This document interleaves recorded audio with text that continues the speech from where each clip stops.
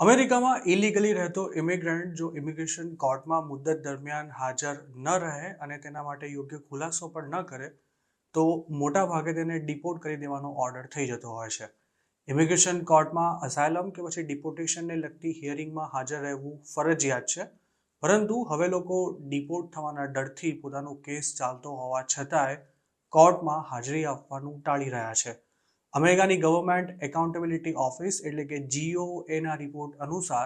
2016થી 2023ના ગાળામાં 34% illegal immigrants immigration કોર્ટમાં સુનાવણી દરમિયાન હાજર નહોતા રહ્યા. ખાસ કરીને ટ્રમ્પની પહેલી ટર્મ દરમિયાન અસાયલમ કે ડિપોર્ટેશનના કેસમાં હાજરી ન આપનારા ઇમિગ્રન્ટ્સનું પ્રમાણ એવરેજ 40% જેટલું રહ્યું હતું, જેમાં 2021-22માં થોડો ઘટાડો થયો હતો, પરંતુ 2023માં તે ફરી 30%ની ઉપર પહોંચી ગયું હતું અને 2024નો આંકડો હજુ સુધી જાહેર કરવામાં નથી આવ્યો. અમેરિકામાં અલગ અલગ સ્ટેટ્સમાં આવેલી ઇમિગ્રેશન કોર્ટમાં અસાયલમ અપ્રૂવ થવાનો રેટ પણ અલગ અલગ હોય છે અને જે સ્ટેટની કોર્ટમાં અસાયલમ મળવાની શક્યતા સૌથી ઓછી હોય તેવી જ કોર્ટમાં સુનાવણી દરમિયાન ગેરહાજર રહેનારા ઇમિગ્રન્ટની સંખ્યા પણ ઘણી ઊંચી હોય છે. જેમ કે નોર્થ કેરોલાઇનાના શાર્લોટમાં અસાયલમ ડિનાયલ રેટ 88% જેટલો ઊંચો છે અને આ કોર્ટમાં મુદત ભરવા ન આવેલા ઇમિગ્રન્ટ્સનું પ્રમાણ પણ 68%ના સ્તરે હતું. GOA દ્વારા રજૂ કરાયેલા ડેટાનું એનાલિસિસ કરતા ભૂતપૂર્વ ફેડરલ જજ એન્ડ્રયુ આર્થરે એવું જણાવ્યું હતું કે જે લોકોના ડિપોર્ટ થવાના પૂરા ચાન્સ છે તેવા લોકો હિયરિંગમાં હાજર રહેવાનું ટાળી રહ્યા છે. મહત્વની વાત એ છે કે કોર્ટ જો કોઈને ડિપોર્ટ કરવાનો ફાઇનલ ઓર્ડર ઇસ્યુ કરી દે તો તે ઇમિગ્રન્ટની કોર્ટમાંથી જ ધરપકડ થઈ શકે છે કે પછી તેને સરેન્ડર કરવા અથવા સેલ્ફ ડિપોર્ટેશનનો ઓપ્શન પણ અપાય છે.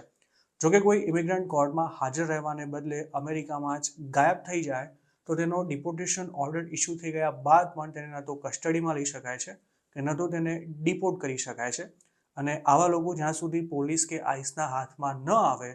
ત્યાં સુધી અમેરિકામાં છુપાઈને રહેતા હોય છે. જે પણ અનડોક્યુમેન્ટેડ ઇમિગ્રન્ટ મેક્સિકો કે પછી કેનેડાની બોર્ડર પર અરેસ્ટ થાય છે તેને ક્રેડિબલ ફિયર ઇન્ટરવ્યૂ ક્લિયર કર્યા બાદ ઇમિગ્રેશન કોર્ટમાં હાજર રહેવાની તારીખ આવીને ડિટેન્શનમાંથી રિલીઝ કરી દેવાતો હોય છે.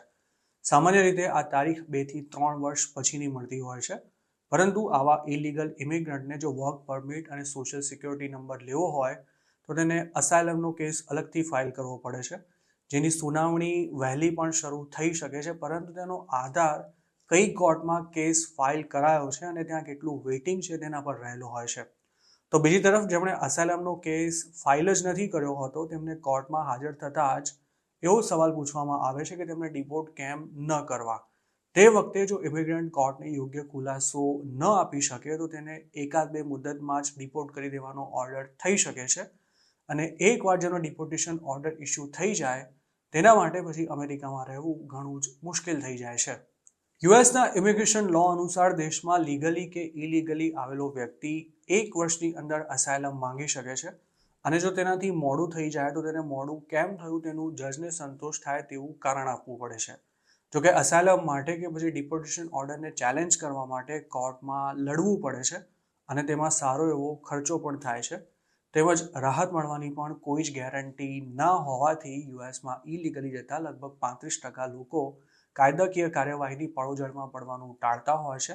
અને ડિપોર્ટેશનનું રિસ્ક હોવા છતાં પણ તેઓ કોર્ટમાં મુદ્દત ભરવા પણ નથી જતા.